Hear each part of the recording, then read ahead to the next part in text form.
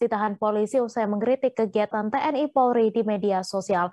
Menanggapi hal ini, PLT Kepala Komisi Nasional Hak Asasi Manusia atau Komnas HAM Perwakilan Maluku, Juliati Toisuta menilai ada indikasi pelanggaran hak berpendapat dalam kasus tersebut. Untuk informasi selengkapnya akan disampaikan langsung oleh wartawan Tribun Ambon, Ridwan Tuasamu yang kini sudah terhubung bersama kami. Silakan Ridwan. Baik, rekan Mei. Jadi Thomas Madalis merupakan pemuda asal Mahai, Maluku Tengah yang beberapa waktu lalu sempat viral karena ditangkap oleh aparat kepolisian, tepatnya adalah ditangkap oleh Polres Maluku Tengah atas dugaan kasus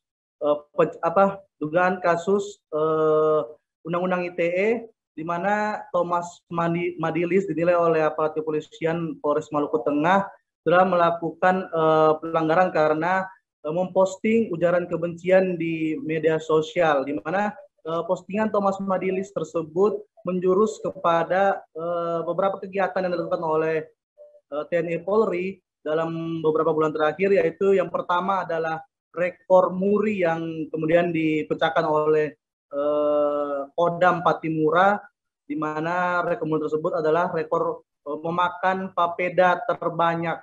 Dan kemudian Thomas Madilis juga memposting ujaran kebencian menurut kepolisian terkait dengan pemecahan rekor muri yang dilakukan oleh Polda Maluku beberapa waktu lalu.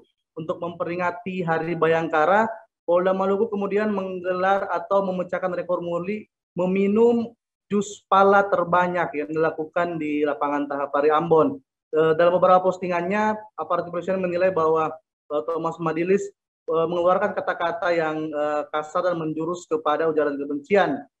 Kemudian setelah dikonfirmasi ke Komnas HAM Maluku, Kepala Kantor Komnas HAM Maluku yaitu Juliati Toisuta kemudian mengkonfirmasi bahwa apa yang dilakukan oleh aparat kepolisian tersebut merupakan satu tindakan yang diduga membatasi hak berpendapat dari Thomas Madilis. Karena menurut Komnas HAM, bahwa apa yang diposting oleh Thomas Madilis tersebut merupakan kritikan terhadap instansi pemerintah, bukanlah sebuah kata-kata yang kemudian menjurus kepada ujaran kebencian. Dan tanpa aduan, Komnas HAM Maluku kemudian melakukan upaya proaktif dengan langsung memantau kasus tersebut dan menyurati Polres Maluku Tengah untuk menanyakan dasar-dasar penangkapan yang dilakukan oleh Polres Maluku Tengah kepada Thomas Madilis. Karena menurut Juliati Toisuta bahwa apa yang dilakukan kepolisian itu ada indikasi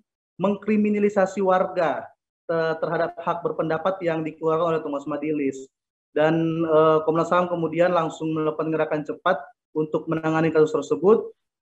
Dan diketahui bahwa beberapa jam kemudian setelah Komnas HAM menyurati Polres Maluku Tengah, kemudian Thomas Madilis langsung dibebaskan oleh aparat kepolisian.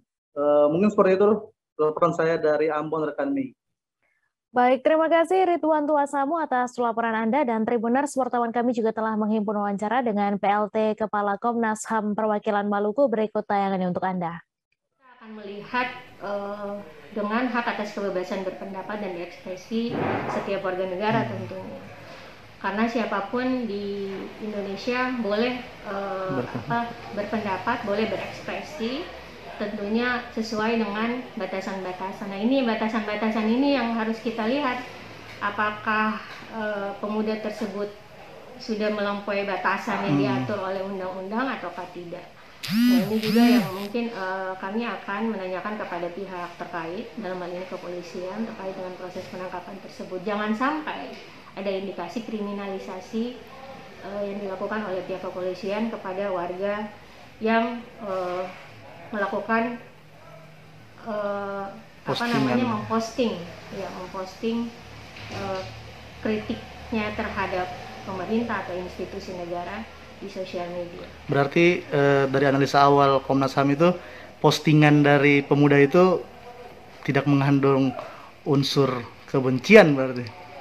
Kalau postingannya sendiri ini kan saya belum melihat secara langsung ya postingannya itu seperti apa. Tapi kalau dari baca berita, kan berita ini kan bisa berbagai versi, tidak sama kita melihat langsung postingannya.